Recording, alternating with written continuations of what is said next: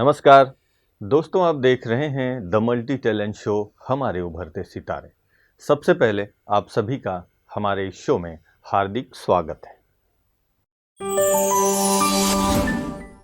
दोस्तों, ज्ञान एक ऐसा शब्द है जो हर एक मनुष्य के मस्तिष्क में कहीं न कहीं किसी न किसी विषय पर विद्यमान जरूर होता है। आज मैं आपके सामने एक ऐसी बालिका को प्रस्तुत करूंगा जिनके अंदर ज्ञान तो है, लेकिन उस ज्ञान में आध्यात्मिकता का टूट भरा हुआ है। ज्ञान जिसके लिए कहते हैं एक अमृत है, ज्ञान जिसके लिए कहते हैं ज्ञान तलवार है, ज्ञान गंगा है। न जाने आध्यात्मिक मार्ग में ज्ञान को सार में कहने के लिए बहुत सारे अच्छे अच्छे शब्द उच्चारित किए जाते हैं, लेकिन आज जो बालिका आपके सामने मैं प्रस्तुत कर रहा हूँ, जिनका नाम ही है ज्ञान सिंधु, जो कि राजामंड्री आंध्र प्रदेश से हमारे बीच में आई है। बचपन से, जब से वो होश संभाली है, तब से आध्यात्मिक ज्ञान से वो सजी हुई है। तो आइए मैं आपको रूबरू कराता हूँ ज्ञान सिंधु से। ज्ञान सिंधु, आपका बहुत बहुत स्वागत है हमारे स्टूडियो में। बहुत बहुत धन्यवाद भाई जी। अच्छा ज्ञान सिंधु, आपका नाम ही ज्ञान सिंधु है, ये इस नाम को आपके मम्मी पापा ने रखा, इसके पीछे भी कुछ कहानी है? जब मैं अपनी माँ के वूम में थी, तब मेरी माँ नई नई ज्ञान में ब्रह्म कुमारी इसका जो ज्ञान है ना, उसमें आई थी भाई जी। तो जब मेरा जन्म हुआ था, मेरा नाम भी उसी आश्रम में जो ब्रह्म कुमारी इसका है ना, उसी में रखी गई थी। अच्छा। तो मेरा इस नाम का सिलेक्शन तो मेरा पापा जी ने किया था। अच्छा। तो पहले गुण सिंधु का नाम रखने को सोची थी सब लोगों ने, लेकिन फिर जैसे बाबा का टचिंग है या कुछ भी कहेंगे हम, फिर फाइनली ज्ञान सिंधु का नाम वाह रखी भाई, गई मतलब थी। जब आप अपनी माँ की पेट में थी, गर्भ में, जी तभी से आपकी मम्मी ज्ञान में ब्रह्मा कुमारी के आने लगे हैं, जी इसलिए आपका नाम ज्ञान सिंधु हुआ अभी। जी बहुत अच्छा। फिर आप भी बचपन से ही फिर ब्रह्मा कुमारी का जो ज्ञान है जी। उसमें चलने लगी, समझने लगी? बचपन से मैं अपनी माँ के साथ जाती थी ब्रह्मा कुमारी इसके आश्रम में, लेकिन जब मैं बड़ी हुई थोड़ी सी, अराउंड 13-14 ईयर्स, तब से मेरा जो पर्सनल समझ है वो डेवलप हुई थी तब से। तो मैं अपनी पुरुषार्थ के मार्ग में या आध्यात्मिक जो क्वेस्ट है ना, उसके मार्ग में चल पड़ी थी। तो आप क्या करती हैं ब्रह्मा कुमारी इस आश्रम में जाकर के? क्या क्या सिखाया जाता है, बताएंगे? वहाँ तो खुद भगवान रोज आकर पढ़ाते थे मुरली के माध्यम से, और मुरली को कहा जाता है भगवान का वॉइस। वो एक साकार माध्यम के द्वारा कुछ शब्द उच्चारे हैं जो सलाह के समान वर्क होते हैं। वो इतनी मिराकुलस होते हैं कि जो भी प्रश्न हमारे मन में होते हैं उसका उत्तर मिल जाती है। तो मुरली सुनते हैं आप डेली, है ना? जी तो ये मुरली किस तरह से, कई दुनिया में तो ऐसे प्रचलित है ना भाई, मुरली मतलब सोचते हैं वो बांसुरी बजाने की जी। मुरली, है ना? तो ये मुरली कौन सी वाणी है? मुरली का महत्व क्या है आपके जीवन में? मुरली तो खुद भगवान का आवाज़ है, जो भगवान ने शब्द उच्चारे हैं इस विश्व का कल्याण करने के लिए, उसी को कहा जाता है मुरली। और इसका ही सिंबॉलिक फॉर्म है जो स्थूल वाला फ्लूट जो दिखाया है ना शास्त्रों में। तो ये जो है ना, वहाँ दिखाते हैं गोपियाँ अपने काम छोड़कर भी मुरली के धुन सुनते हुए भाग चलते हैं। तो इसी प्रकार इस मुरली में ये मैजिक है कि हम अपने काम करते हुए भी उसकी तरफ अट्रैक्ट हो जाती है और उससे एडिक्ट हो जाते हैं। और जी वैसे भी मुरली सुनते समय हम यूँ कह सकते हैं कि सवेरे शाम जब भी मुरली सुनते हैं तो मन के अंदर जो व्यर्थ संकल्प है, निगेटिव थॉट से सब फिल्टर हो जाता है जी उस मुरली के ज्ञान से, है ना? बहुत अच्छा। जी तो ज्ञान सिंधु, आप मेडिटेशन भी रोज करती हैं? जी बिल्कुल। आप मेडिटेशन कैसे करती हैं, थोड़ा सा बताएंगे? तो मेडिटेशन माना ही योग है। योग एक संस्कृत का शब्द है जिसका मीनिंग है मिलन, जोड़, कनेक्शन। तो किसका कनेक्शन है इधर? हमारा और भगवान का। तो पहले हमको ये जानना पड़ता है कि हम कौन हैं। तो भगवान के द्वारा मुझे ये ज्ञान मिला है कि मैं ये देह नहीं हूँ, ये मटेरियल फॉर्म में नहीं हूँ, और मैं एक आत्मा हूँ जो एक स्टार मिसल होते हैं। तो मैं इस कॉन्शियसनेस में खुद को स्थित करके तब मैं थोड़ा अंतर्मुखी होकर अपना घर जो परम धाम है, जहाँ परम प्रिय परमादरणीय परम पिता उपस्थित हैं, वहाँ मैं अपनी बुद्धि द्वारा पहुँचती हूँ। पहले इस तन से ऊपर इस पृथ्वी को पार करके, फिर इस ब्रह्मांड को पार करके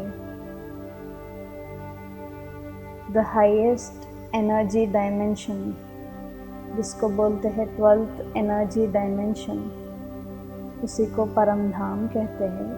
मैं वहाँ पहुँच गई और मैं भगवान के बिल्कुल करीब में हूँ, बहुत नज़दीक में हूँ, और परमात्मा के संपूर्णता की लहरों के बीच में हूँ। I am enjoying the peak of supersensuous joy.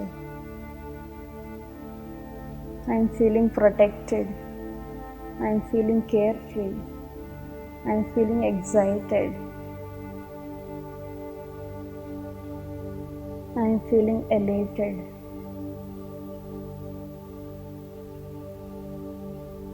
बस अब कोई संकल्प करने का भी मन नहीं करते हैं, क्योंकि सोचने से भी पहले भगवान का मदद मिल रही है, टचिंग्स मिल रहे हैं।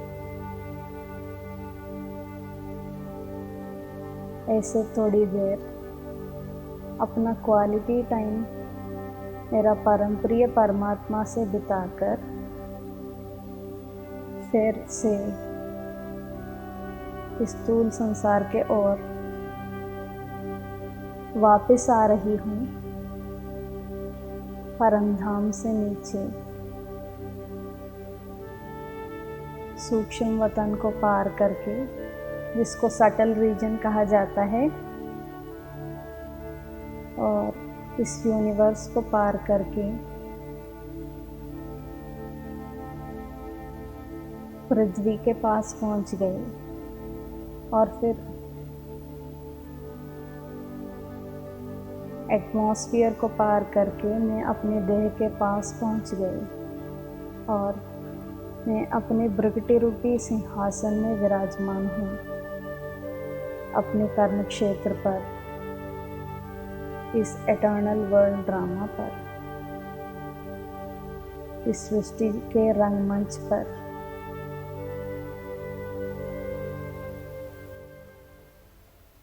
वाह भाई, बहुत सुंदर ज्ञान सिंधु। आप ऐसे ही ड्रिल करती हैं, कब कब करती हैं, कितनी बार करती हैं? तो मैं रोज अमृत वेला करती हूँ, यानी कि अर्ली मॉर्निंग।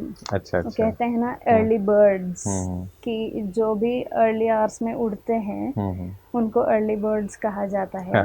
अर्ली टाइम को कहा जाता है 2 to 5। जैसे है ना हम सनबाथ करते हैं, ऐसे नहीं कि हम दोपहर में आफ्टरनून में जाकर सनबाथ लेते हैं, तब तो उसका इतना महत्व नहीं होता है। तो और इसलिए अमृत वेला कहा जाता है। अमृत वेला का इतना महत्व है, मतलब बहुत ही इम्पोर्टेंट टाइम होता है लाइफ का, कि अमृत वेला मतलब सवेरे सवेरे जो उठ जाते हैं तो वायुमंडल भी बहुत शुद्ध होता है, प्रकृति भी शांत, तो जो भी थॉट्स हमारे होते हैं सब पॉजिटिव होते हैं।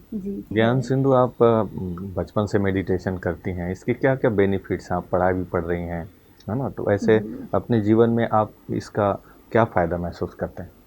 पहले तो पढ़ाई में मेरा ग्रास्पिंग पावर बढ़ गया है, कि कम समय में ज़्यादा लेसन्स और ज़्यादा कॉन्सेप्ट्स बुद्धि में जाते हैं, और कम ही समय में मैं ज़्यादा कवर कर पाती हूँ। और फिर मेरा जो डिटर्मिनेशन लेवल है, जो दृढ़ता है, कि पीछे हटना ही नहीं, चाहे कोई कुछ भी करे।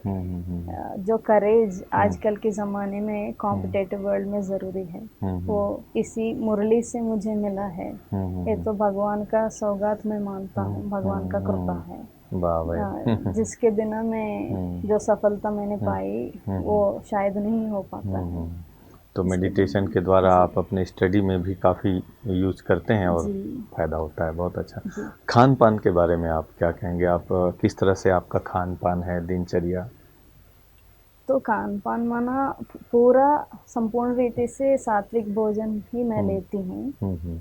और सात्विक भोजन जो स्थूल है, जो हम इस तन को खिलाते हैं, लेकिन जो मन का भोजन है वो भी सात्विक ही लेते हैं, यानी कि पॉजिटिव थॉट्स ही करते हैं। पॉजिटिव थॉट्स माना जो मुरली ओरिएंटेड सोच है, मुरली के अनुसार सोचना, जो भगवान गाइडेंस देते हैं उसी के अनुसार संकल्प भी जनरेट करती हूँ। और साथ ही साथ जो फिजिकल फूड है, डाइट है, वो भी सात्विक ही लेता हूँ। कंप्लीटली वेजिटेरियन हूँ मैं जन्म से। मतलब यूँ कह सकते हैं कि शरीर के स्वास्थ्य के लिए एक शुद्ध शाकाहारी भोजन, कहते हैं ना, शुद्ध अन्न, शुद्ध मन, है ना, शुद्ध तन तो शुद्ध जीवन। जी, बहुत अच्छा। बिल्कुल। तो ऐसे मन के स्वास्थ्य के लिए मुरली, पॉजिटिव थिंकिंग, अच्छी चीज़ें पढ़ना, अच्छे लोगों के संग में रहना, है ना, तो ये सारी चीज़ें आपके जीवन में हैं। तो ज्ञान सिंधु, ये जो आप इतने सारे ज्ञान आपके अंदर अभी से भरे हुए, आपकी रुचि क्या क्या है, हैबिट्स क्या क्या है आपसे? मेरा हैबिट्स तो टेनिस खेलना और जो भी पढ़ाई में पढ़ती हूँ, जो भी डिग्री मैं अभी कर रही हूँ, उसकी गहराई में जाना और रिसर्च करना, और साथ ही साथ मुरली का डीप स्टडी करना, और बाबा से मीठी मीठी बातें करना, जो कि ब्रह्मा कुमारी इसमें मुझे सीखने को मिला है। राजयोगा मेडिटेशन कोर्स, वो सब प्रैक्टिस करना मेरा इंटरेस्ट है। तो भगवान के बारे में कहीं न कहीं कई प्रकार के कन्फ्यूज़न है, आप कैसे देखते हैं उसको? किस तरह से आप वेरीफाई करेंगे? पहले तो इन सब कन्फ्यूजन्स का हल किया है भगवान ने, जो वन स्टॉप सॉल्यूशन है मुरली, और मुरली है सच्ची गीता ज्ञान। जो हम गीता बाहर ऑब्जर्व करते हैं उसको सर्वशास्त्रों का शिरोमणि कहा जाता है। वो सर्वशास्त्रों का माँ है, इसलिए कहा जाता है गीता माता। और मुरली है उसमें भी रिफाइंड फॉर्म ऑफ गीता, जो कि यथार्थ गीता ज्ञान है। तो जिसका इतना महत्व है वो इस रूप में गाया जाता है। मुखं करोति वाचालं पंगुं लंघयते गिरिं यत्कृपा तमहं वन्दे परमानंद माधवम। तो जिसका अर्थ है, जो भी गीता का गहरी अध्ययन यथार्थ रीति से करते हैं और अपने ज़िंदगी में अपनाते हैं, उनके लाइफ में इस लेवल का मिरेकल्स उनको देखने को मिलेगा कि एक डम पर्सन भी फ्लुएंटली बात कर सकते हैं और लेम पर्सन भी माउंटेन्स को चढ़ सकते हैं। तो इतना महत्व जिस शास्त्र का है, उसका यथार्थ मीनिंग, यथार्थ फॉर्म परमात्मा ने हमारे सामने रखी है। तो इस गीता का ज्ञान जो है, इसका सार है माँ में कम याद करो। Gita itself is a summary, और फिर इसका भी समरी है माँ में कम याद करो, यानी कि एक मुझे याद करो तो आपका सारा पाप चुक्त हो जाएगा। तो अब किसको याद करना है? गीता भगवान को याद करना है। फिर गीता भगवान को कैसे याद करना है, इसका भी तरीका उन्होंने खुद बताया है। तो अपने परिचय के सहित याद करना है। हम भी जैसे ना किसी को याद करेंगे तो उनका जैसा परिचय है वैसा हम याद करते हैं। इधर भी हम गीता भगवान का जो परिचय है उसी के हिसाब से उनको याद करेंगे। पहले क्वेश्चन उठता है कि उनका परिचय क्या है। वो भी उन्होंने सेल्फ इंट्रो दिया है। जैसे हम अपने को इंट्रोड्यूस करते हैं ना, वैसे गीता में उन्होंने अपना परिचय दिया है, और वो इस श्लोक में है। पिताहमस्य जगतो माता दाता पितामहः वेद्यं पवित्रमोंकार ऋक्साम यजुरेव च।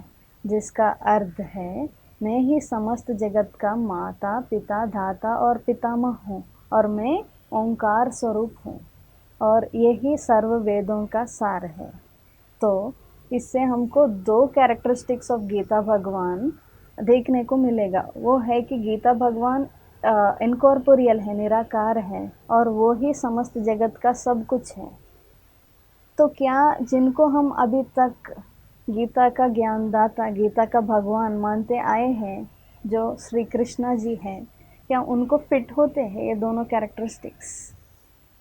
नहीं होते हैं, क्योंकि कृष्ण देहधारी है।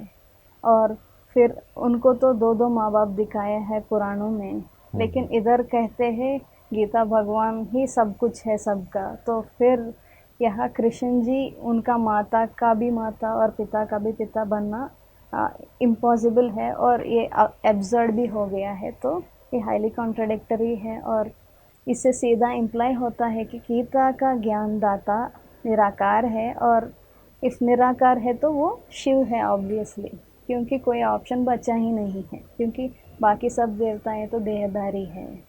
इसलिए हमारा सामने एक सच सामने आया है कि गीता भगवान दाता है, शिव परमात्मा। तो अब दूसरा प्रश्न हमारे सामने आता है कि निराकार होते हुए उन्होंने गीता का उपदेश दिया कैसे? फिर उसका भी स्पष्टीकरण गीता भगवान ने खुद दिया है, और वो इस श्लोक में इस प्रकार के हैं कि अवजानन्ति मामूढ़ाः मानुषं तनुमाश्रितं परं भावमजानन्तो मम भूतमहेश्वरम्।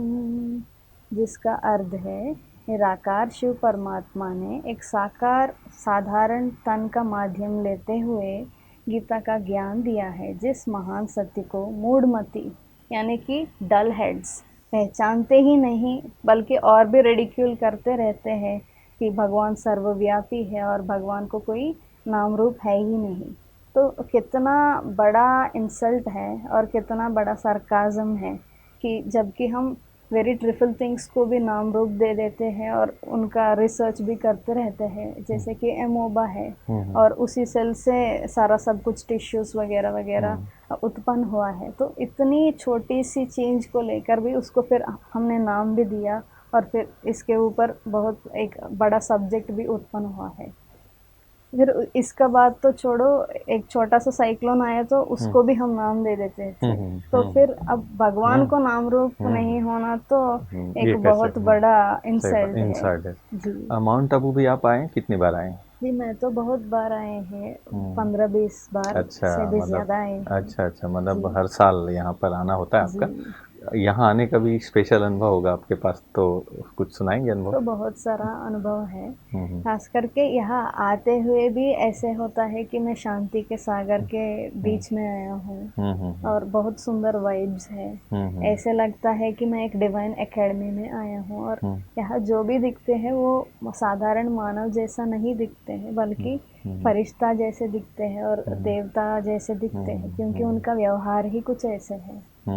और खास करके यहाँ डायमंड हॉल मुझे बहुत अच्छा लगता है, क्योंकि वहाँ खुदा आते हैं और हमारे लिए बहुत अच्छे अच्छे गाइडलाइंस भी देते हैं, और वो बहुत मेमोरेबल इवेंट्स हैं हमारे ज़िंदगी में। तो मुझे डायमंड हॉल बहुत अच्छा लगता है।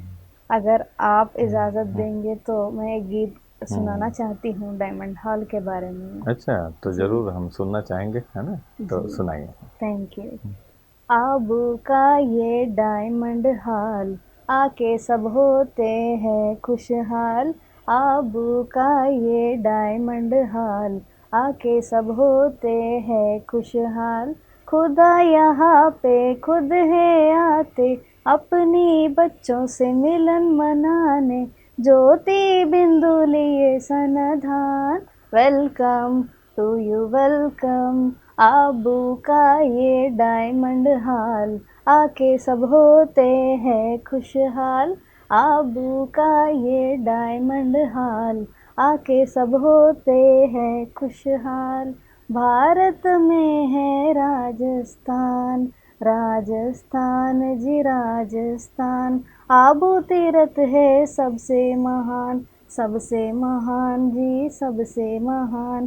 भारत में है राजस्थान, आबू तीरथ है सबसे महान, धर्म ग्लानि के समय में ही शिव, धर्म ग्लानि के समय में ही शिव, ब्रह्मा तन में आए साकार।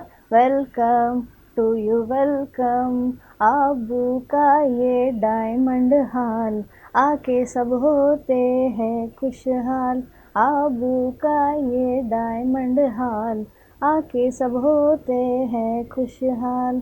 शिव बाबा है प्यार का सागर, शांति का सागर, गुणों का सागर। शिव बाबा है प्यार का सागर, शांति का सागर, गुणों का सागर। जो भी है आता भर के जाता, जो भी है आता भर के जाता, प्रभु लीला है अपरंपार। Welcome to you welcome, Abu का ये डायमंड हाल, आके सब होते हैं खुशहाल। वाह भाई, बहुत सुंदर गाना गाया आपने। और जैसे कि आप पहले बता रही थी कि आप डांस भी करती हैं ना, जी बिल्कुल। तो किसी गीत पर आप डांस अभी करेंगे? जी ज़रूर। कौन से गीत पर? शिव अनादि है और शिव अनंत है। तो चलिए हम देखते हैं शिव अनादि है नृत्य। जी।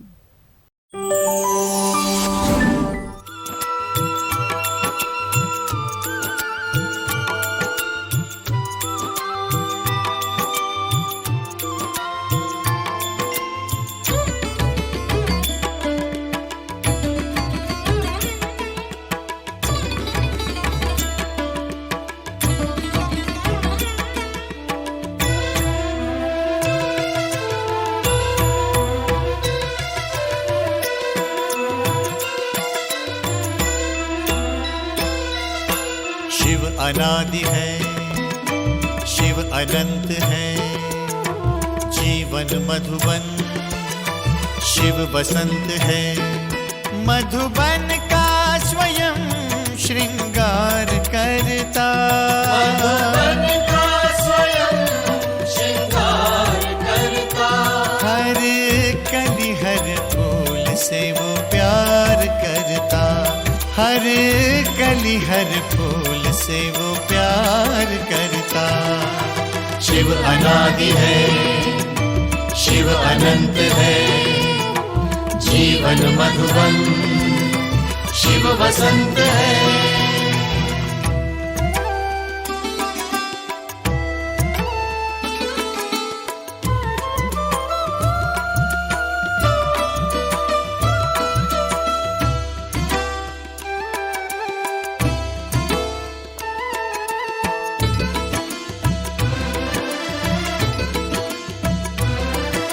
शिव है सूर्य, हम सूर्य की किरणें, ज्ञान उजाला शिव से पाना है। सत्यम शिवम सुंदरम, यहाँ वहाँ हम कितना ही भटके, शिव ही अंततः सबका ठिकाना है। सत्यम शिवम सुंदरम, शिव समुद्र है, हम सरिताएं, मधुर मिलन के स्वप्न सजाए। शिव सहज समर्पण स्वीकार करता, मधुबन का स्वयं श्रृंगार करता, हर कली हर फूल से वो प्यार करता, हर कली हर फूल से वो प्यार करता। शिव अनादि है, शिव अनंत है, जीवन मधुबन शिव बसंत है।